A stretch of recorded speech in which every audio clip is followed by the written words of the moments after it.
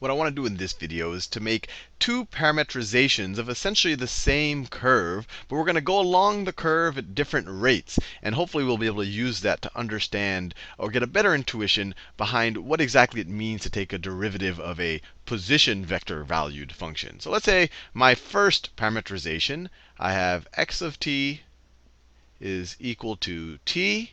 And let's say that y of t is equal to t squared.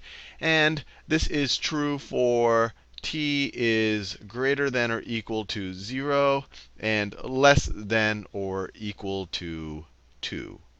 And if I want to write this as a position vector valued function, let me write this x1, let me call that y1, and let me write my position vector valued function. I could say r1, because I'm numbering them because I'm going to do a different version of this exact same curve with a slightly different parameterization. So r1 of t, we could say, is x1 of t times I, the unit vector I. So we'll just say t times I plus, right? This is just x of t right here, or x1 of t. I'm numbering them because I'll later have an x2 of t, plus t squared times j. And if I wanted to graph this, I'm going to be very careful graphing it because I really want to understand what the derivative means here. So let me get my draw. Let me try to draw it roughly to scale. So let's say that this is, so we got 1, 2, 3, 4. And then let me draw my x-axis. That's good enough. And my x-axis, I want it to be roughly to scale 1 and 2. And so at t equals 0, both my x and y coordinates are at 0, or this is just going to be the 0 vector. So this is where we are at t equals 0. At t equals 1, this is going to be 1 times I, so we're going to be just like that, plus 1 times j, right? 1 squared is j, so we're going to be right there.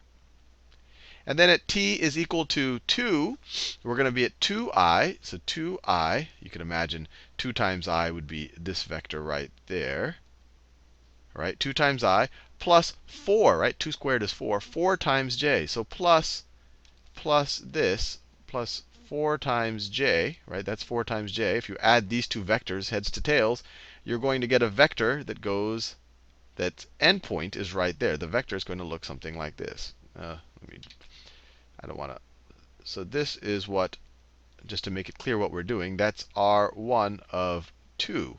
Right? This is r1 of 0. This is r1 of 1. But the bottom line is the path looks like this. It's a parabola. So the path will look like that. Just like that. Now, that's in my first parameterization of it. Actually, let me draw it a little bit more carefully. And I want to get rid of this arrows just because I want it to be a nice, clean drawing. So it's going to be a parabola. Well, that's not as. So let me get rid of that other point too, just because I didn't draw it exactly where it needs to be. It needs to be right there. And my parabola, or my part of my parabola, is going to look something like that. All right, good enough. So this is the first parameterization. Now I'm going to do this exact same curve, but I'm going to do it slightly differently. So let's say I'll do it in different colors. So x2 of t, let's say it equals 2t. And y2 of t, let's say it's equal to 2t squared. Or we could alternatively write that. That's the same thing as 4t squared, just raising both of these guys to the second power. That's equal to 4t squared. I could write it either way. And then let's say my second parameterization, and let's say instead of going from t equals 0 to 2, we're going to go from t goes from 0 to 1. T goes from 0 to 1. But we're going to see we're going to cover the exact same path.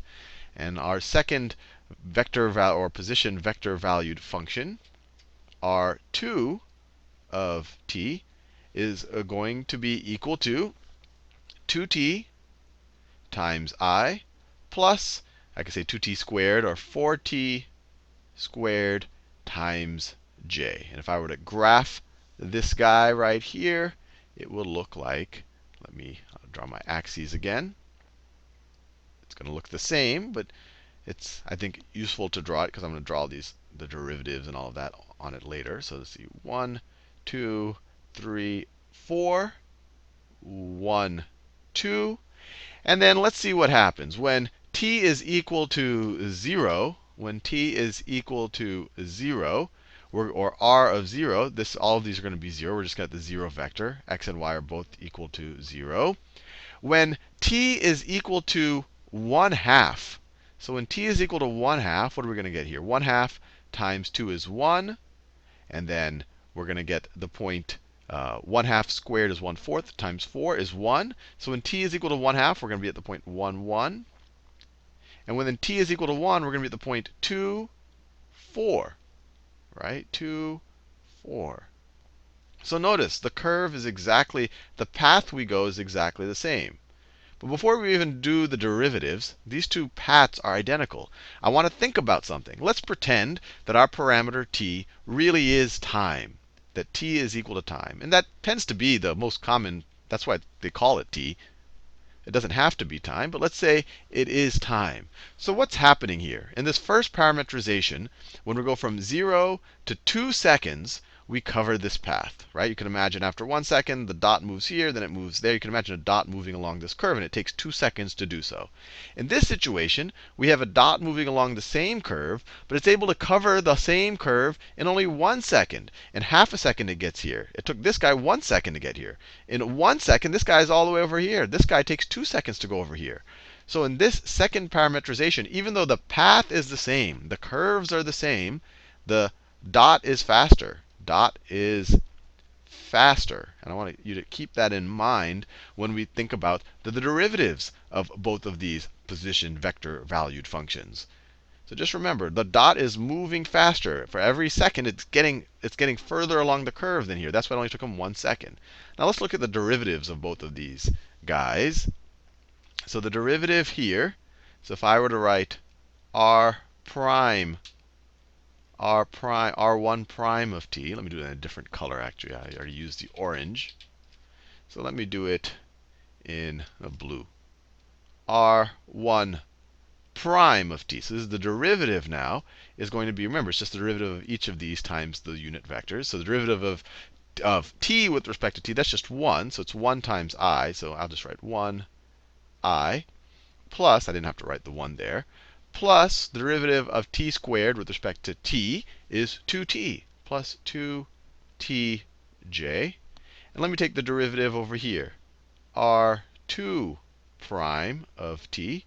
The derivative of 2t with respect to t is 2, so 2i plus the derivative of 4t squared is 8t, right? 2 times 4, it is 8t. 8t, just like that. Just like that. Now, the question is, what do their respective derivative vectors look like at different points? So let's look at, I don't know, let's see how fast they're moving when time is equal to 1. So let's take it at a specific point. This is just the general formula, but let's figure out what the derivative is at a specific point. So let's take r1 when time is equal to 1. And I want to take the specific point on the curve, not the specific point in time. So this point on the curve here is when time is equal to 1, you could say, second. This point over here, which is the exact corresponding point, is when time is equal to 1/2 second. So r1 of 1 is equal to, and we're taking the derivative there, is equal to 1i, right? It's not dependent on t at all. So it's 1i plus 2 times 1j, so plus 2j. So at this point, the derivative of our position vector function is going to be 1i plus 2j. So we can draw it like this. So if we do 1i is like this, 1i, and then 2j. Just 2j is like that. So our derivative right there, I'll do it in the same color that I wrote it in, is in this green color, is going to look like this. It's going to look like that. And notice, it looks like, at least its direction is, let me do it a little bit straighter. Its direction, that's not even, its direction looks tangent to the curve. It's going in the direction that my particle is moving. Remember, my particle is going from here to there, so it's going in the direction. And I'm going to think about in a second what this length of this derivative vector is. This right here, just to be clear, is r1 prime. It's a vector. So it's telling us the instantaneous change in our position vector with respect to t, or time, when time is equal to 1 second. That's this thing right here. Now, let's take the exact same position here on our curve, but that's going to occur at a different time for this guy. We already said it only takes him, he's here at time is equal to 1/2 second. So let's take, let me do it in, well, I can do it in the same color. So here we have R2. We're going to evaluate it at 1/2, because this is that time is equal to 1/2 seconds. And this is going to be equal to 2i. This isn't dependent at all on time. So 2i plus 8 times the time. So we're 8 time right here is 1/2. So 8 times 1/2 is 4. So plus 4j. So what does this look like? The instantaneous derivative here. Oh, and this is the derivative. I have to be very clear. So 2i, let me draw some more.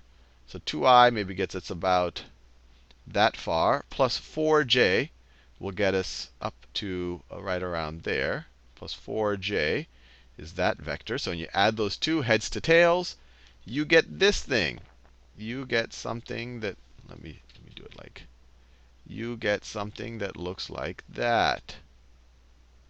Something that looks like that. I didn't draw it as neatly as I would like to. But let's notice something. Both of these vectors are going in the exact same direction. They're both tangential to the path, to our curve. But this vector is going, its length, its magnitude is much larger than this vector's magnitude. And that makes sense, because I hinted at it when we first talked about these vector valued position functions and their derivatives, is that the length, you can kind of view it as the speed. The length is equal to the speed. If you imagine time, t being time, and these parametrizations are representing a dot moving along these curves. So in this case, the particle only takes a second to go there. So at this point in its path, it's moving much faster than this particle is. So if you think about it, this vector right here, if you imagine this is a position vector, this is velocity. This right here is velocity, right? Velocity is speed plus direction. Speed is just, how fast are you going? Velocity is how fast you're going in what direction. I'm going this fast in, and you could calculate it using Pythagorean theorem, but I just want to give you the intuition right here. I'm going that fast in this direction. Here I'm going this fast. I'm going even faster. That's my magnitude, but I'm still going in the same direction. So hopefully you have a gut feeling now of what the derivative of these position vectors really are.